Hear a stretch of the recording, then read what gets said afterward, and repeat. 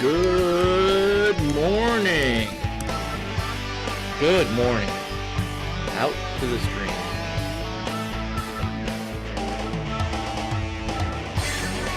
Do. Oh yeah. Wow. Didn't get a lot of sleep last night. Got something in the air again. Oh man. Things are happening. I have my RMF shirt on today. That means RMF is in the news. I do this on Thursday, I guess. There's a lot of RMF on Thursdays. Today's a big one. Lots of news coming out of NIST. After years and years and years of waiting, say years, multiple years, of waiting for 853 to come out of draft, was released yesterday. 853. Revision 5 is officially released with the release date of September of 2020.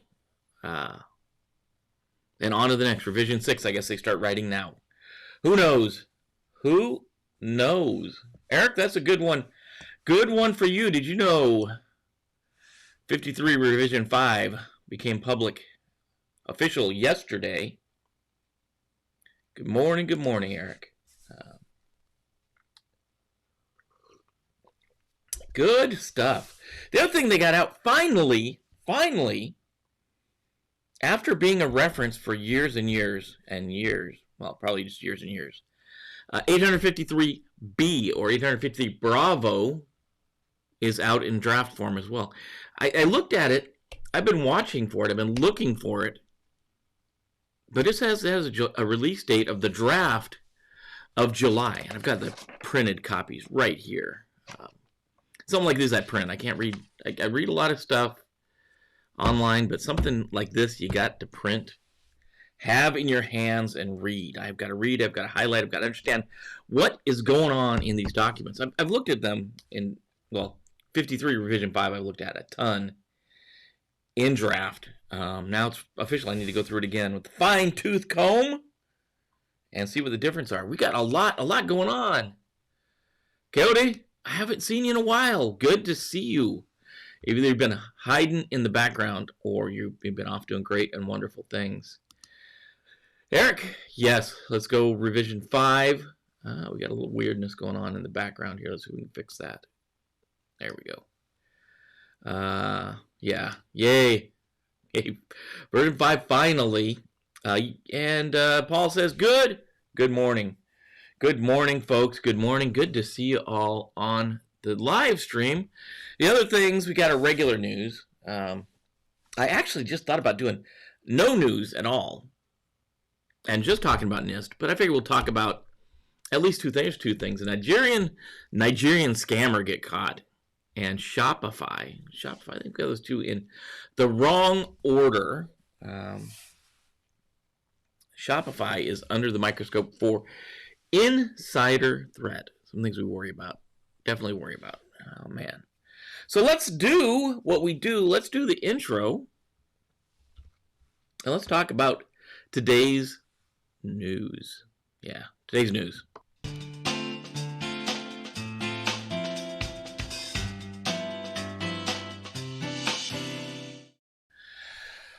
Oh, Nigeria. Actually, how do I get this? Yeah, I get it backwards. Oh well. Watch the buttons. In case I do them in the wrong order.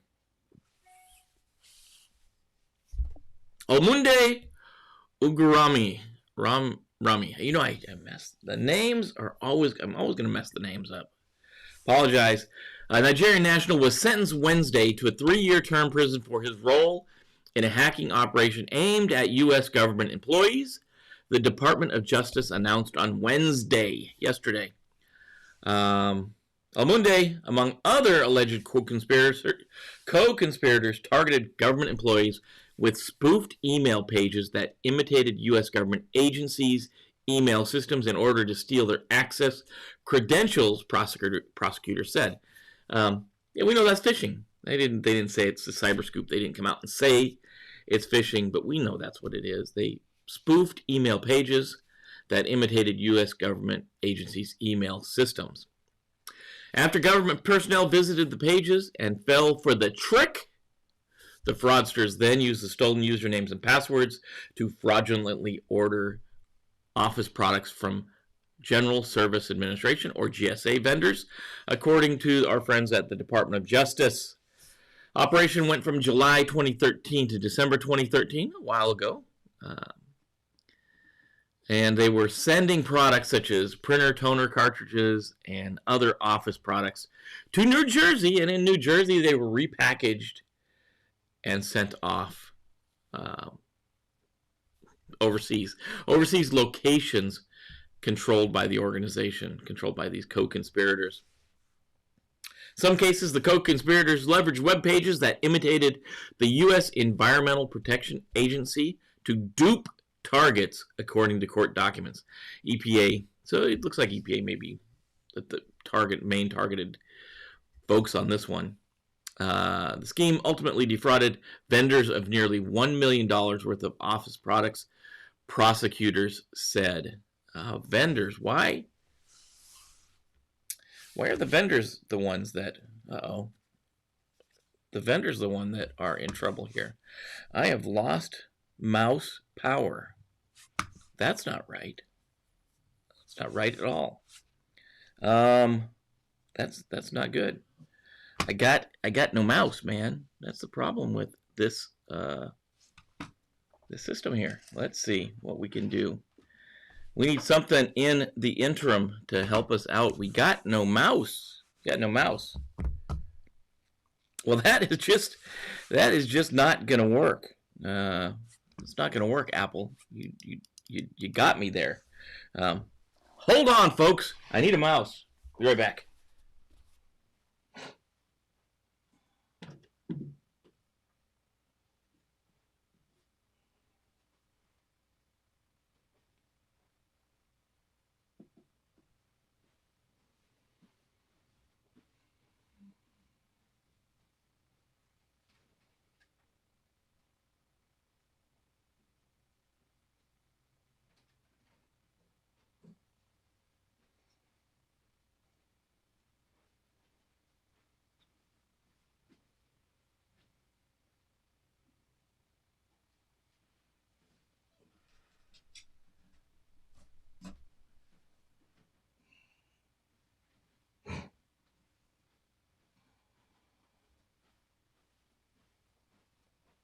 I guess that's the lesson to learn. Always have a backup mouse. Oh man. Not a good thing when your mouse dies right in the middle of the live stream. How can that be right? Okay, backup mouse in place. Good to have probably something in the background ready to go in case this happens. So, scheme ultimately defrauded vendors of nearly $1 million worth of Office products, the prosecutor said.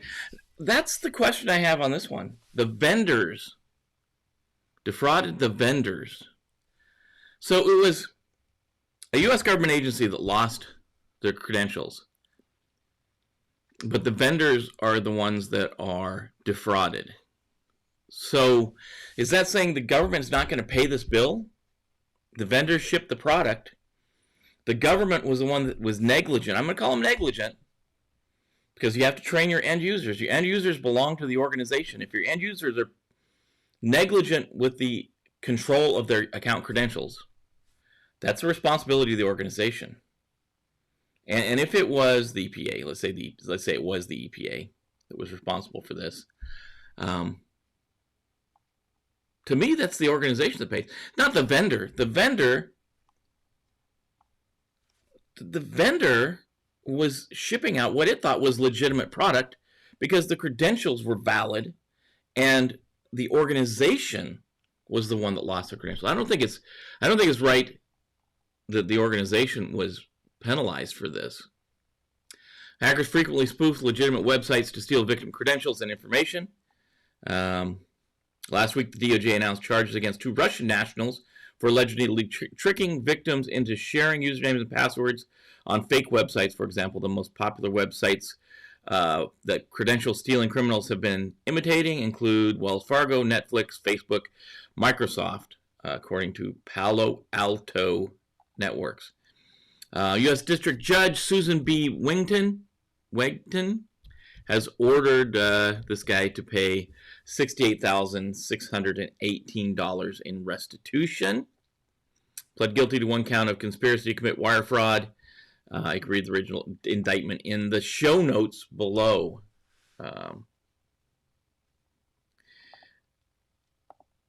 Yeah, I accidentally crushed my mouse. My mouse died. I guess I didn't really crush it, Alex. That's kind of mean. Mean dude. Yeah, you guys jumping on the bandwagon, Eric. I see how it is. So yeah, this one, the organization is required to maintain access control. That's one of the requirements it has. It's required to train its end users to be able to spot phishing. I don't think the vendor, if the vendors shipped out $1 million of product on what it thought was legitimate orders from legitimate credentials, in my mind, it's the government that should have to pay the vendor still. I don't know. To me, that's maybe I'm wrong there. Maybe I'm wrong. Maybe I'm right. Shopify is also in the news. Shopify had a couple employees that thought they would be cool. In this article by Dark Reading. Last article was by Cyberscoop. This article is by Dark Reading. E-commerce platform Shopify has confirmed a security incident in which 2 support team employees were involved in a scheme to steal customer transaction records from specific merchants. The activity affected fewer than 200 merchants. The e-commerce platform reports that could be 200 fairly big merchants, though. Merchants whose stores were illegitimately accessed may have had customer data exposed, according to the company blog post. The information includes basic contact data such as name, email, physical address, order details, products and services purchased, the payment card data, and other financial records were not targeted in the theft. While Shopify did not report the theft took place, an email sent to the customers of the cosmetic seller 100% Pure indicates the transaction records were accessed on September 15th, according to a report from Bloomberg. Again, while the Shopify did not report the theft. They didn't report the theft took place. I thought these guys had to report these things. Goes back to my point about Activision and Call of Duty yesterday. They're not... Activision and Call of Duty saying there's not a breach. And these guys are saying they just didn't report it. Yeah, you got to report these breaches, man. I thought they were required by law to report these things. Upon learning of the employees' involvement in the scheme, Shopify terminated their access to the network and referred it to law enforcement. Says there's no indication the stolen data has been used. However, it's working with the FBI and internal agencies on an ongoing investigation and will update the affected merchants as needed, says Shopify in the update. The article goes on to talk about some other stuff. Code 42, and I don't know if you guys have been bombarded with Code 42 ads, but I've been bombarded in the last couple weeks. Code 42, a new platform out for data security, information security. They've got some stats on the most popular tools for file sharing and collaboration. Cool. I don't know if this whole middle part, there's a couple paragraphs in the middle here of this article that look like they're just an ad placed in here for Code 42. The point of the article is insider threat. The insider threat happened, and they're going to talk about file sharing tools. And there's no other indicator of what's going on. Did these insiders use file sharing tools to move the data out? Why are we talking about most popular tools for file sharing and collaboration are email, SharePoint, OneDrive, Google Drive? Most commonly used unauthorized platforms for sharing files with colleagues: WhatsApp, Google Drive, Facebook, personal mail. Nearly 40% use unauthorized apps daily. 26% use them weekly to share files with their colleagues. Cool, good data to have. If they tied it to the article, I would really appreciate that. Did these employees get the data and then send it out on OneDrive? Did they get the data and send it out on Facebook? What is this in here other than a big ad for Code 42 in the middle of this article? Sure, Code 42, go Code 42. I often wonder, the only thing I wonder about Code 42, is it 42 like from Hitchhiker's Guide to the Galaxy? Is that why they picked 42, or is there another reason to have 42 there? Okay, good. Thanks, Code 42, for placing some information in the middle of this article. Good on you. A couple things they're pointing to, dark reading has some good points here. It's like, employees are no longer loyal to the company they work for. Employees generally spend limited time at a particular employer and then move on to the next one. There's no, even I'm a Gen Xer, right? I'm a Gen X. We didn't do like boomers and generations before, where you went to one company, and I don't even boomers did it, but you go to one company, you stay there 20 years, 30 years, and then you retire and you go on. I don't even think that was a boomer thing. I think it was before that. I don't think that's existed for a long time, where you stay with one company for 20 or 30 years, then get the gold watch and retire and go live in the suburbs, whatever. I don't think that happens. So that's one of the things they're pointing out here is you have employees that come to an organization for a year or 2 or 5. They don't really have a vested interest. I mean, and if they make a product, if they build something at that organization, they kind of feel entitled, like it's their product. I built this, right? Well, I might have built it on your time and you paid me as the company, but I still built it, is their thought, according to the article, of course. So you got to we have insider threat we have to deal with. We got to worry about it, insider threat. We worry about insider threat. So we got to train our users, and we got to watch our users, right? The insider is very, very dangerous, right? Whether they mean to be or not, we have to train them, and we have to watch them. That's just the duality of having users, right? Computer systems would all be secure if we didn't have users, right? That's the old joke. The other factor they point out here is COVID-19 has forced many employees into home offices, working from home, coffee shops, other places where network defenses, that strong outside, is not as prevalent. Our Illy coffee is in a brand new Wyoming cup I picked out when I was out in Wyoming. Beautiful place. I love Wyoming. Wyoming is one of my favorite places. Yeah.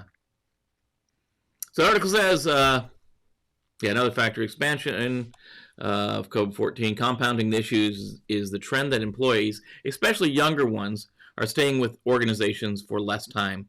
Workers who do not plan to stay with the company for long aren't as loyal and may not think twice about bringing data to a future role somewhere else.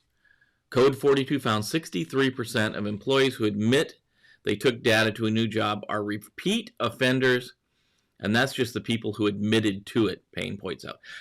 Thank you, Code 42. That fact makes sense in this article. Often the people who take the sensitive data don't believe they're in the wrong. Few insider threats are truly nefarious, he notes. Some believe they have ownership of their work, even if it belongs to an employer, and exfiltrate information with the goal of bringing it elsewhere. Mark said, put a keylogger on Markov's PC. Oh, keylog that thing. See what's going on. Go to home office convenience with lots of vulnerabilities. Yeah, and this goes to that point we were talking about a couple weeks ago. We got to get out of this traditional security model, and I am advocating, I am on the front line of this zero trust model. And I'm not not jumping on the, let's use the buzzword. Let's run this buzzword about zero trust. I'm saying let's build zero trust. Let's really call it whatever you want. You can call it anything you want, but we need this zero trust model where we can have an employee anywhere. And we use a combination of factors of, are they on an authorized system? Do they have an authorized account? Are they using the correct level of protection? Is their system patched and updated? All these things, if they all add up to a go, then you're good to go. It doesn't matter if you're at Starbucks or you're inside the conference room at the building that you own. It shouldn't matter. This is zero trust. We don't trust anything, and you have to earn the trust before you get any kind of access, including network access. You don't even get, you may be inside the building, plug into the wall jack, you still don't have access until you prove you need access and you're authorized for it. That's the zero trust model. That's where we need to get to. That's the next step we need to get to. The next step. So, might be a short show today. I don't know. Glad you guys are out there. Glad you're here this morning. Glad you're here to see my mouse die. Oh, man, what an embarrassment. Technological failure on Thursday morning. Friday Eve for most of us. Good time. So I do have in my hot hands here two documents. Two documents from NIST. Two of them printed out fairly hot off the presses yesterday. So this is who we're talking about now. NIST, the National Institute of Standards and Technology, part of the U.S. Department of Commerce, has finally issued, in its final and published and official form, NIST Special Publication 853, Revision 5. That's your controls catalog. A lot of things happened. The one thing that happened is this one. This guy here. This is a draft document. This is 853 Bravo. If you've been reading along, if you read 837 Revision 2 when it came out, it pointed to this document for the last couple of years. It said, if you want to build baselines, go look at 853B. Well, until July, 853B, even in its draft form, didn't exist. But now we have one. We've got 853B, and we'll talk about this one later in much more detail. But it's taken our original baseline document. It's made nice tables out of it. It's not one big thing. It's still our low, moderate, high, like we've had before. High watermark for the normal NIST organizations. Not talking about DoD. We're not talking about intelligence community. Baselines and how to create them is in this document. It's a draft still. I'd say, if you can, go out and look at that thing. Check it out. It's got information in there. It's draft still. Hopefully it'll go from draft to final form fairly quickly. The other document we're missing in this, what should be a trifecta, is 853 Alpha. And that's the partner document that tells us how to assess these controls in 853. And I didn't see that. But this is the one a lot of us have been waiting for. A lot of us have been waiting for NIST 853 Revision 5 to be released so we can start moving forward. Alex will tell you, most organizations have a year to implement this. We got till September of next year to implement the new controls catalog. Good time to switch from Revision 1 to Revision 2, Revision 1 to Revision 2 of it. Essentially, good time to move to NIST, the NIST RMF 2.0 that was published in 837 Revision 2 a few years ago. A lot of people haven't moved to it yet. It's not a ton of changes. It really isn't. It's implementing an organizational prepare step and a system prepare step, which are actually the same step. But organizations have to prepare. I kind of split them in two, because one, the organization has to prepare before any system. So the organization has to do their prepare before anybody starts the RMF. Once they complete the organizational prepare step tasks, then we can start doing prepare for a system, and run through the normal RMF. Now with its 7 steps, we don't number them though. They've got rid of numbering, so they're prepare, categorize, implement, assess, implement. Those kind of things. Select. All the steps are there. All 7 steps are there. But we're not going to number them anymore. We decided not to number them. They had a step 0 for a while, was going to be prepare, and they decided to go against that for some reason. So what are we talking about? What are we talking about? What are the big changes you need to know today? Because we'll spend some time over the coming weeks. We'll dig in and we'll dive into 853 revision 5 and show you that it's not so scary. It's not such a big change. So, well, we'll leave this. Let's leave NIST there. We'll put NIST way up here, and then we'll put our information down below. We'll do that. So here's what we have. Here's the timeline of our control families. FIPS 200 originally introduced the 17 control families. And if we want to go back to legal precedence is from FIPS. And FIPS says there's 17 control families. That needs to be updated, I think. In my opinion, FIPS 200 needs to be updated to reflect the current operating environment. When we move to Special Publication 853, Revision 4, over there, we added an additional PS family. Or the PS? Yeah, PS. Or PL. Not PS. PL, planning. I was trying to think what PS, how does PS equal planning? PL for planning, the planning family, right? And that's essentially implemented at as the inheritance level 2 and level 1. So PL was added in revision 4. We added the planning. Then now, yesterday, when we released 853 revision 5, we jumped up to 20 families. We've added privacy, and we've added supply chain as additional families. And they are like P, T, and SR are their indicators, their numbers. So we've added 2 new families, all we've added. So over the since the original publication of FIPS 200, we've went from 17 families to 20 families. Not a terrible jump. So now we're at 20 families that comprise, that compose, that are overarching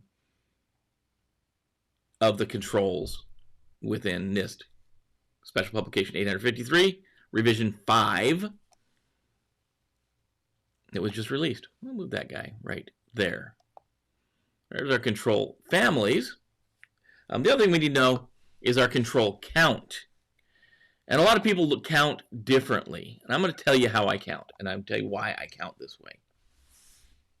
I count a control at the control number level, right? So AC2 is one control. And that control counts AC2 and all of its enhancements. Because to me, that's one control. That's AC2 and then a bunch of things we can add to it. If we look at the CIS or the SANS top 20, that's 20 controls, but they've got a whole bunch of what I would call enhancements in them. So I count NIST controls the same way. AC2 is one control, and it's got a bunch of enhancements, a whole lot of enhancements, but it's one control, right? Some may or may not agree with me. That's how I count. That's what makes sense to me, because that is the nomenclature. We're talking about controls and control enhancements. So we're talking control count here. So don't freak out. Some people say, I knew that 853 revision 4 had like 900 controls in it, or 800 controls in it. That's controls and control enhancements.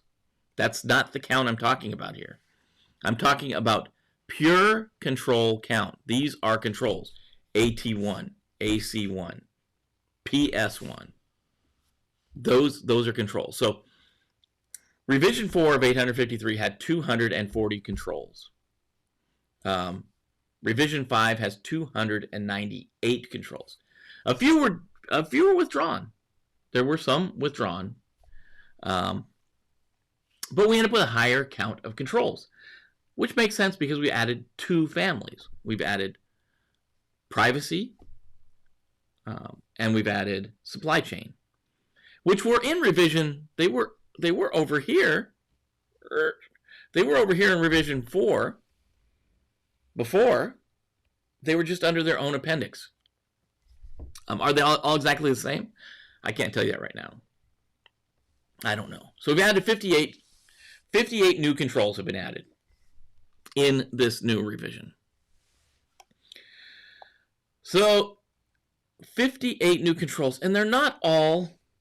That's why we got to look at the Bravo. We got to look at the Bravo and see how is the baselines changed. How did this impact the baselines of our systems, right? That's one of the things we've got to do. I'm just gonna do this here. Sorry, folks. I'm trying to get things cleaned up a little bit here. There we go. So we've added controls, but controls, you don't implement every control. No organization should look at this and say, oh man, now I've got to implement 298 controls. That's not, if you know the RMF, you know that's not the case. That's not true. The baseline, if we have a low baseline, we're going to implement right around 100 controls. Things like 100 and 112. I don't know what it is, the new baseline. We'll have to look at the new baseline to see what the new baseline count is. Let's say, for argument's sake, 100 controls we have to implement. And we know there's inheritance, right? So all those -1s we're going to inherit from the organization. The other thing that's really nice about revision 5, about this one, is, well, they moved the table. We used to have that table up front. We could go up front and look at all the controls listed. They moved that to the back. So that's back in the back here somewhere. I don't know where it's at. It's like I'm missing pages? What is going on here? Anyways, somewhere in here, somewhere in this mess, there's the table. And in the table, it's going to say AT1, and next to it's going to be an O, because that's an organizational control. And then it's going to go down and say it's like AT2, S, system control. Actually, it's probably going to say S/O because it's system and organization. So there's an indicator in that table now that lists all the controls. It's going to say O for organizational. It's going to say S for system, and it's going to say S/O or O/S, I forget which way it goes, for those controls that are system and organizational, or what we like to call hybrid controls in some cases. So it helps us a lot. As a system owner, I can look at my baseline. I can look at that table and say, I'm just going to look at those things that are either an S or an S and an O, and I'm going to figure out how many I've got. And the rest should be, if my organization did things right, the rest should be inherited controls, right? Making things easier, right? And I never get Pamela, I think, is the new Victoria is the new Ron Ross as the NIST JTF leader. Piliteri, Jennifer Piliteri. Got to get her name right. She's doing good things. We've got to take care of people who are doing good things. So this is the new stuff.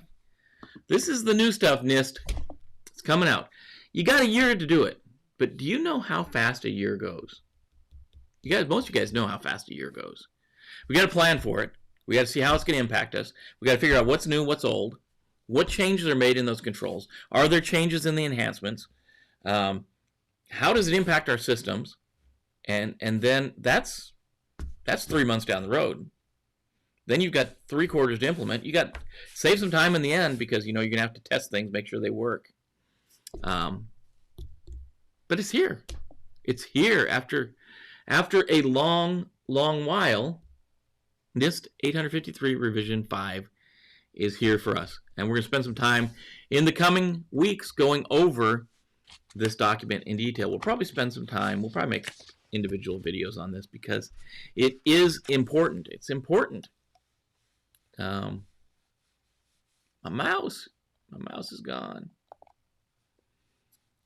Yeah, so we've got our controls to work with now. We've got our new shiny controls. It's like having new tennis shoes when you go off to school, right? New shiny shoes. We can run fast. We can secure systems. We've got new controls that can help us secure systems. We got a bunch to work with. We got 58 new controls. Let's see how they fit into our world. We also have our control baseline document. This is going to be a good one to look at. It's going to tell us how we build baselines, because one of the new prepare steps for an organization, optional prepare tasks, I should say, tasks in the prepare step for the organization, is building your own baselines if you want to. You can build your own baseline. I want to have a baseline for, environmental systems. I don't know, whatever you want baselines for. So I'm excited these things are out. I'm geeking out because I put threw the RMFer shirt on just for this one. Excited to see this one go forward. Excited to dig into it. I don't know, you guys. I know some RMF folks out there, some guys and gals that are doing the RMF, working in security. What do you guys think? You happy that it's out? Been excited? Been waiting for it to come out? Now remember, there's gonna be a ripple effect, right? So now we've got FedRAMP uses RMF. So FedRAMP is going to have to go from revision 4 to revision 5. And that took a while to go from 3 to 4. So we're going to see how long it takes FedRAMP to go over. All those systems certified under FedRAMP are going to have to eventually move to revision 5. After FedRAMP moves to revision 5, they're going to have to go to it. So lots of changes, guys. Lots of changes are going to come in the next year. So good time this year. Take this year, not only to move from revision 4 to revision 5 of NIST 853, but use this year to go from RMF 1 to RMF 2.0. Go to the new version of RMF. I'm telling you, there's not a lot of changes. They've taken things and broken different tasks out into, where there was maybe 3 implied tasks in one task. Now there's 3 distinct individual tasks. That's one of the major things that's happened with revision 2 of the RMF. The other thing, obviously, is creating that prepare step. That prepare step was so needed. So many organizations pushed system owners to go the RMF, but the organization hadn't gone yet. So I'm happy to see it. Happy to see we're moving forward. Hopefully you guys got a good day ahead of you. As always, I'm going to tell you this video will be available later today in audio only format on everywhere: Spotify, iTunes, Amazon, all the big players. It'll be out there. If you don't want to watch the video, want to take this with you, want to download it and take you with you for one reason or another. As always, I can ask if you like, comment, subscribe, share with your friends if they're like-minded, if they need to know about security, if they want to know about risk, if they're a cyber person and they want to talk about the news every morning. This is the place we talk about it. Building a community where we take care of friends, family, coworkers in our organization. Friends, family, coworkers, and organization. It's all about people helping people. Yeah, if you're looking for a mentor, you want to be a mentor, I'm still looking. The page is up. It's still a little bit ugly because we didn't work on it last night. But yeah, I was looking at 53 instead. You can still sign up. Sign up to be a mentor. Sign up to look for a mentor. Look for a mentor and be a mentor. I don't know. Anyways, I am glad you guys could join me this morning. I am excited to see you guys dig into 853. Tell me know what you think. Digging into 853 and tell me what you think of the new revision. Just let me know. Let me know what you think. Let's talk about 53 tomorrow. Give you time to look at it, digest it, think what you guys think.